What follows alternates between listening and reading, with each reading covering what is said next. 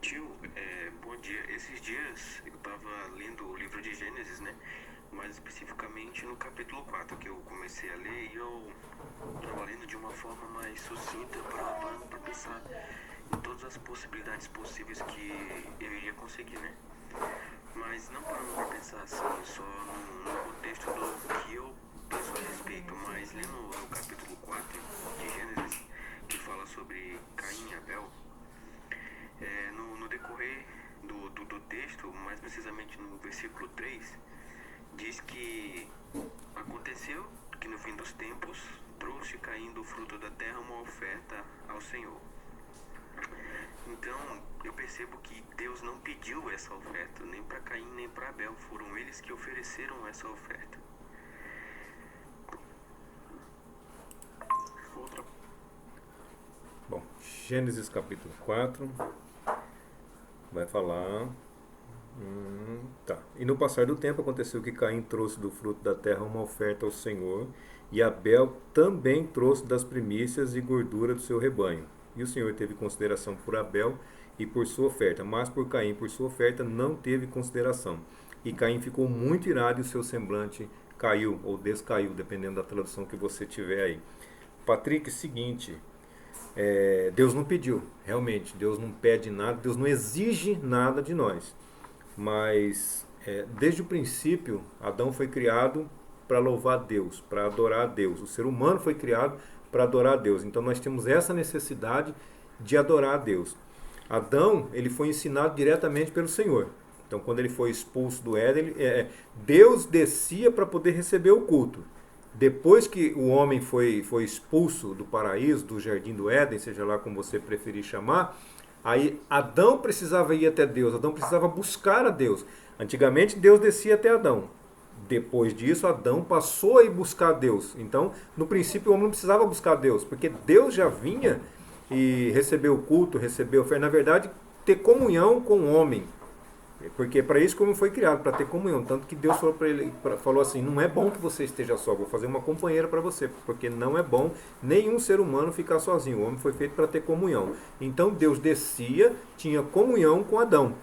Da mesma forma que Adão com sua esposa e depois, posterior a isso, com seus filhos. Deus não pediu nenhum sacrifício, Deus não pediu nenhuma oferta. Mas por que Caim e Abel levaram essa oferta ao Senhor? Porque foram ensinados pelo próprio pai, por Adão, como se deveria fazer. Porque ninguém faz, do nada vai cair uma coisa na minha cabeça. Não, eu vou fazer uma oferta para o Senhor.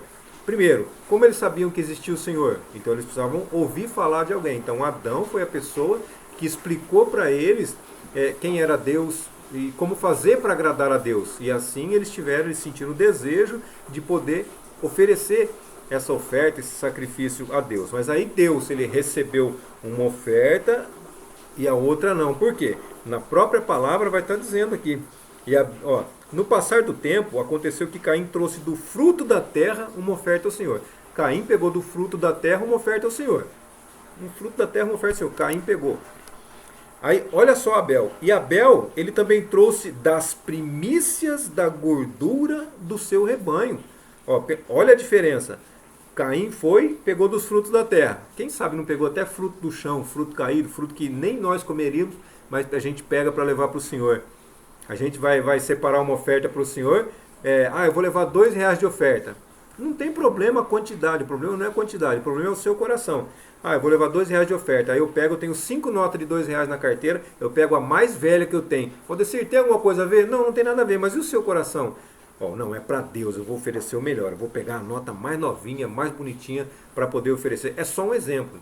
Tá? É só um exemplo que eu estou dando aqui. Abel, ele também trouxe das primícias da gordura do seu rebanho. A primícia são as primeiras coisas, são as coisas melhores. Então Abel ofereceu alguma coisa de coração realmente para Deus. E Caim não. Mas como você sabe disso? Porque lá no Novo Testamento vai falar assim: Caim era do maligno. Mas por Caim, por sua oferta, não teve consideração. E o Senhor teve consideração por Abel e por sua oferta.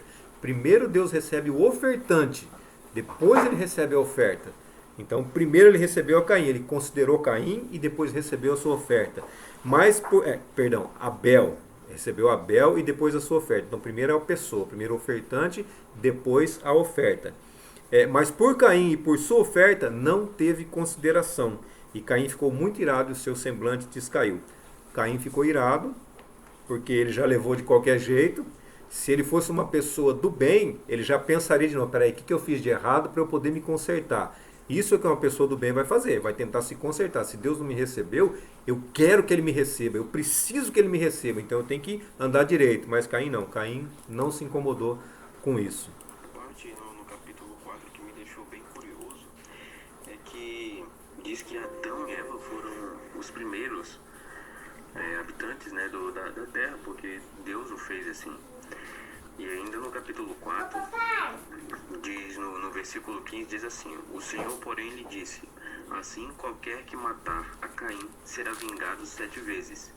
E pôs o Senhor um sinal em Caim para que o não ferisse de morte quem quer que o encontrasse.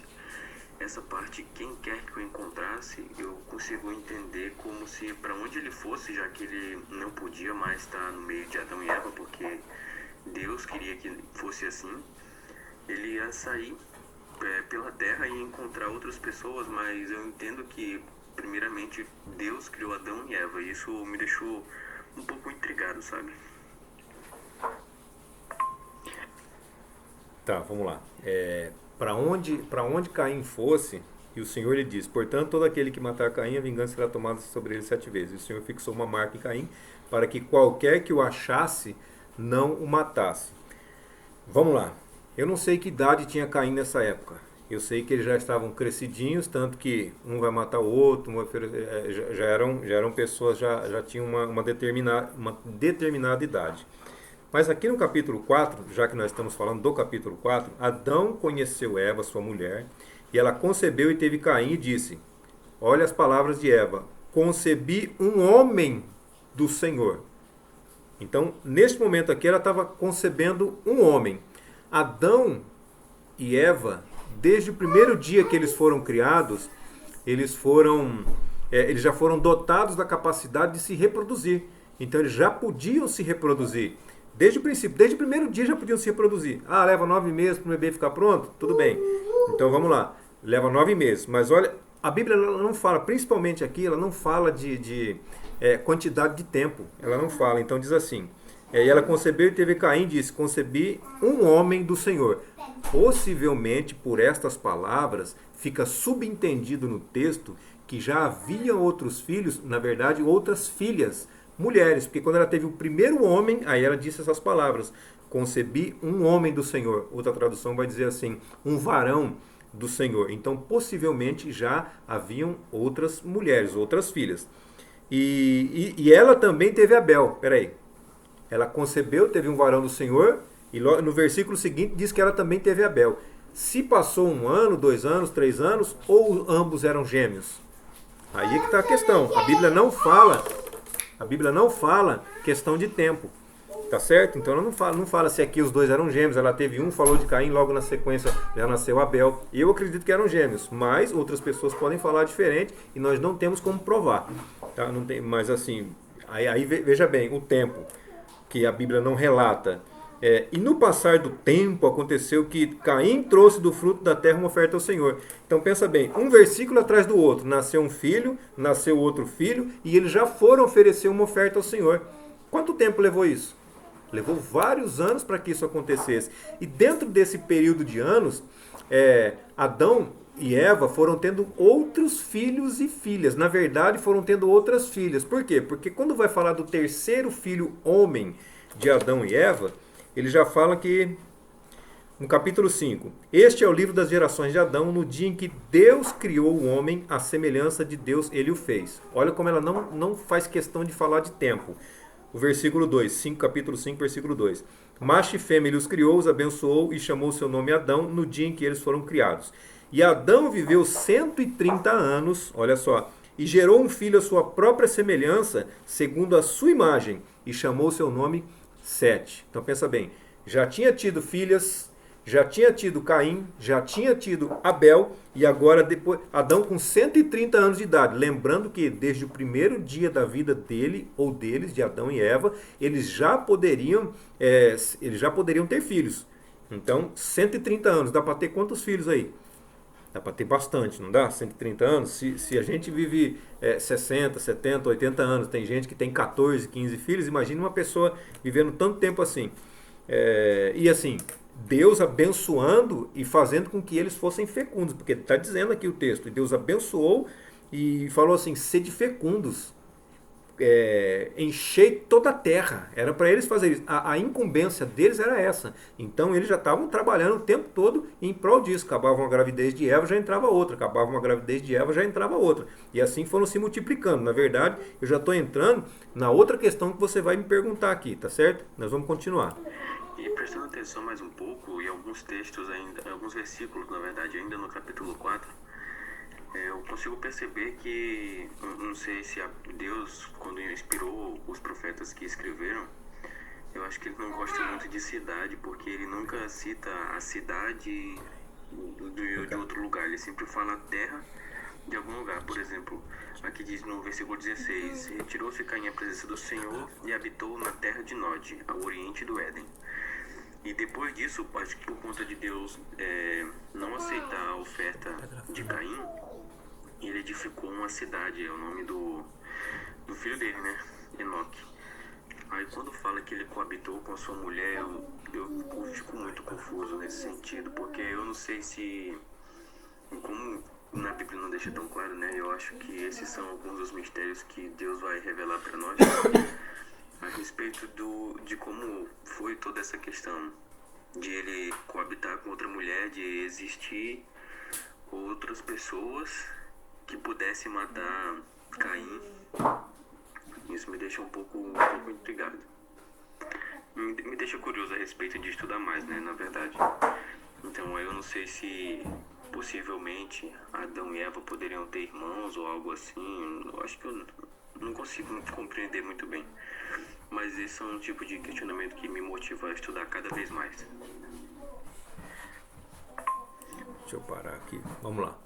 Então, terceiro, Deus não gosta de cidade, porque a questão não é que Deus não gosta de cidade, a questão é que as cidades não existiam.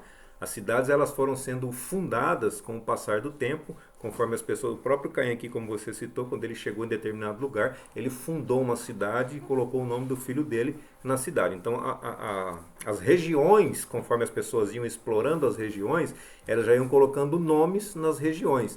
Nod, a palavra Nod significa vagando.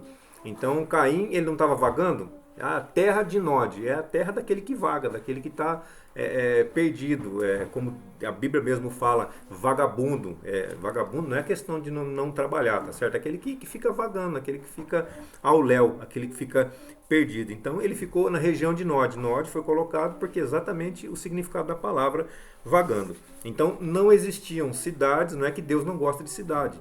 É que não existiu, então não tinha como falar cidade, falava terra, terra disso, terra daquilo, terra daquilo. Depois os homens foram construindo, edificando, aí sim foram chamados de cidades. A questão da mulher de Caim,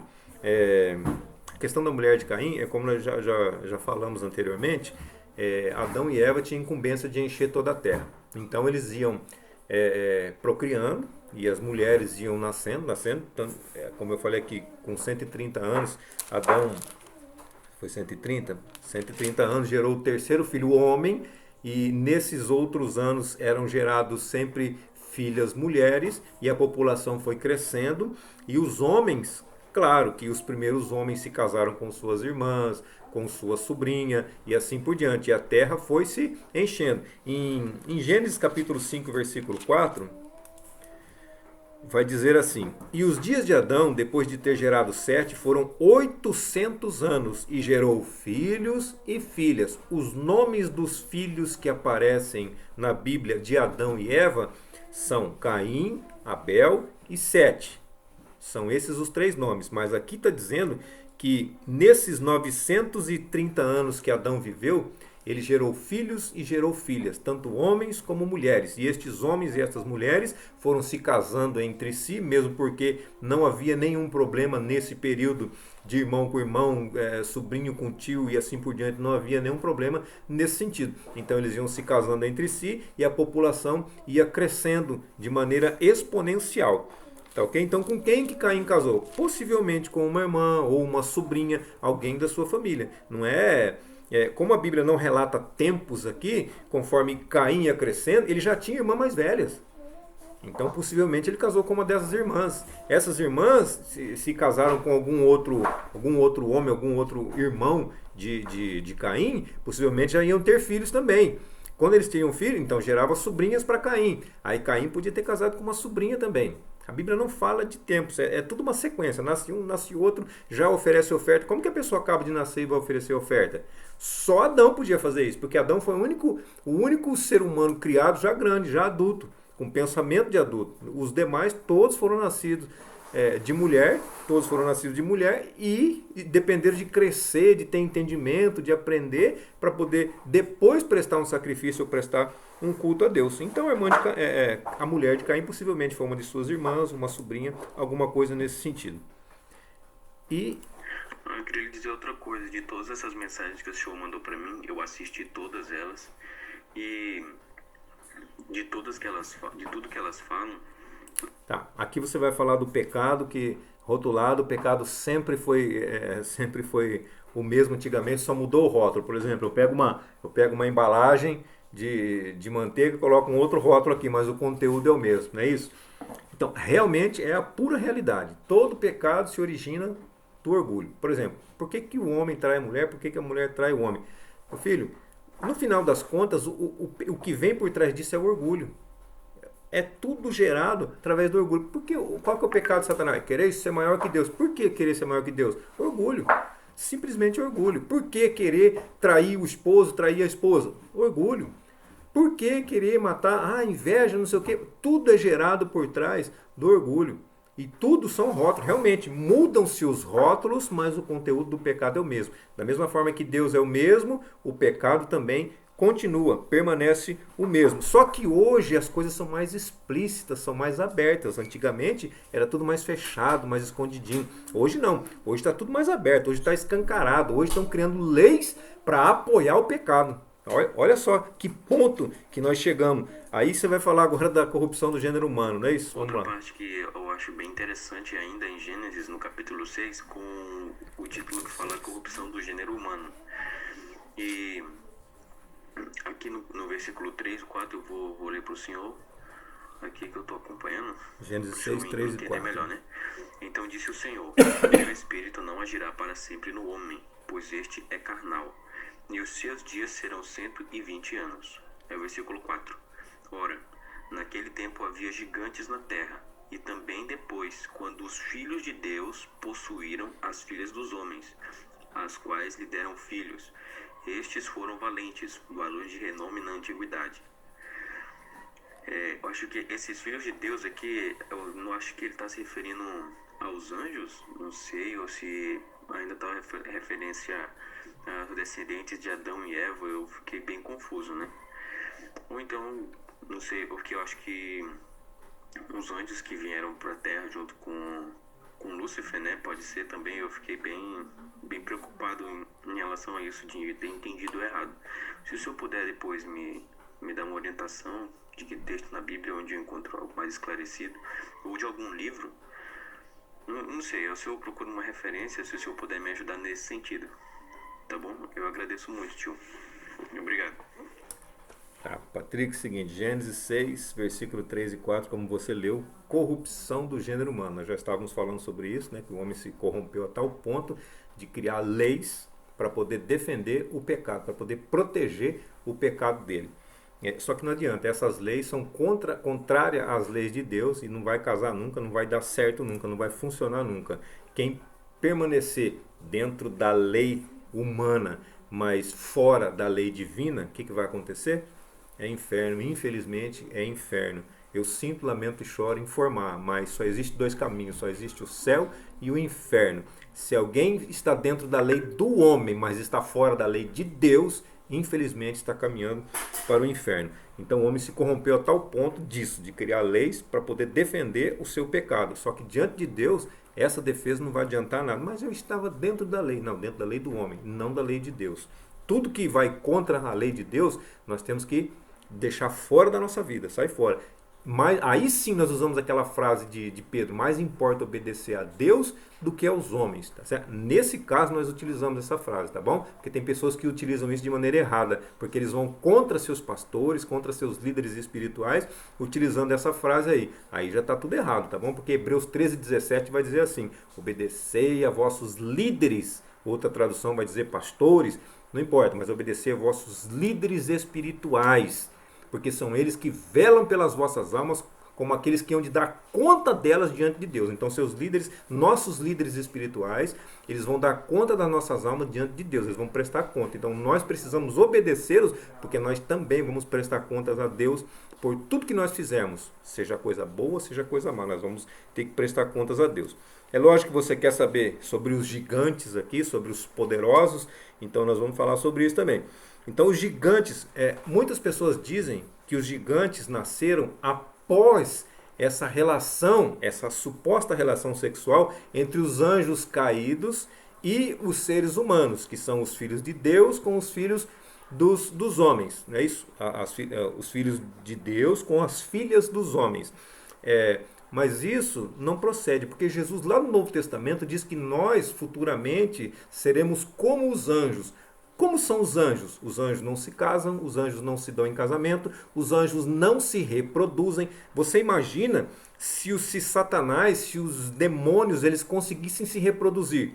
Deus ele fez uma quantidade de anjos, e dessa quantidade de anjos é o que se mantém até o dia de hoje. 1/3 dessa população angelical se tornou do mal, seguindo o diabo, seguindo Satanás, e 2/3 se mantiveram firmes na sua postura com Deus. Então 1/3 foi lançado sobre as regiões celestiais, sobre a terra, e 2/3 ficaram com Deus, continuando no serviço de Deus, que são aqueles que lá em Hebreus também fala, são eles espíritos ministradores, que são enviados para servir aqueles que hão de herdar a salvação. Então são eles que vêm nos ajudar, nos servir quando nós precisamos. Os anjos que estão com Deus, os anjos que estão caídos, quando eles habitam na região celestial, quando eles descem para a terra, eles estão ilegais aqui, porque o passaporte para se ficar aqui nessa terra é o corpo. Nós temos o corpo é o nosso passaporte para poder estar nessa terra. Quando eles vêm de forma espiritual aqui na terra, eles estão ilegais. Por isso que nós temos o poder de expulsá-los, de mandá-los de volta para o lugar deles, no nome de Jesus. Ou seja, repreender todo tipo de espírito mal em nome de Jesus. Nós temos esse poder, nós temos esse direito. É como se nós fôssemos a polícia e eles estão ilegais aqui. Então nós temos o direito de fazer isso. Ah, tá amarrado. Não, tá amarrado não. Jesus expulsava, Jesus já chegava repreendendo. Ah, mas Jesus dialogou. Não, Jesus chegou e perguntou o nome para poder mandar ele embora. Não era um diálogo, um bate-papo que nós temos que fazer com ele. Não, porque como que eu vou perguntar para ele assim, o que você veio fazer aqui? Eu já sei o que ele veio fazer aqui. João 10:10 diz assim, porque o ladrão não vem senão matar, roubar e destruir. É para isso que ele vem. Aí, ao contrário disso, Jesus diz assim, mas eu vim para que tenham vida e tenham vida em abundância. Então o inimigo ele vem para isso, para matar, para roubar e para destruir. Por que eu vou perguntar para ele o que ele está fazendo na vida da pessoa? Eu já sei o que ele está fazendo. Ele está tentando matar, ele está tentando roubar, ele está tentando destruir. Ele quer roubar o nosso paraíso assim como ele roubou o paraíso de Adão. Ele quer fazer com que nós percamos o nosso paraíso assim como ele perdeu o dele. Tá certo? E esses gigantes, como diz aqui o versículo 4, Gênesis capítulo 6, versículo 4, diz assim, havia gigantes na terra naqueles dias. Olha só, havia gigantes. Os gigantes já existiam. E também depois disso, ou seja, depois do evento que vai acontecer aqui, vai continuar existindo gigante. Se você vê lá na frente, lá no tempo de Davi, existiam os gigantes. Não foi Golias que promoveu Davi? Foi. Golias, o gigante, foi usado para poder promover Davi. E depois, nas histórias de Davi também, dentro da história de Davi, foram mortos 5 gigantes ao todo. Golias e mais 4 dos seus irmãos. Tinha gigante com 6 dedos em cada mão e 6 dedos em cada pé. Tinha gigante que usava um arco de tecelão como arma de guerra. Então os gigantes eles já existiam e eles continuaram a existir. Eles não foram gerados pela relação sexual das filhas dos homens com os filhos de Deus. Negativo. Mesmo porque esses filhos de Deus que falam aqui, existiam 2 gerações. A geração piedosa, que nesse caso aqui é a geração de Sete, o terceiro filho de Adão e Eva, do sexo masculino, com a geração de Caim, a geração impiedosa. Então era uma geração piedosa e uma geração impiedosa. Só que a geração impiedosa, Deus tinha colocado uma marca. Deus colocou uma marca em Caim, uma marca de proteção, para que a pessoa que o encontrasse não o matasse. Por quê? Olhava, Deus havia protegido aquela pessoa. Então, ele não podia ser morto. E não era só pessoas que podiam matar Caim. Espíritos maus também podiam tentar acabar com ele, já que ele estava fora da proteção divina.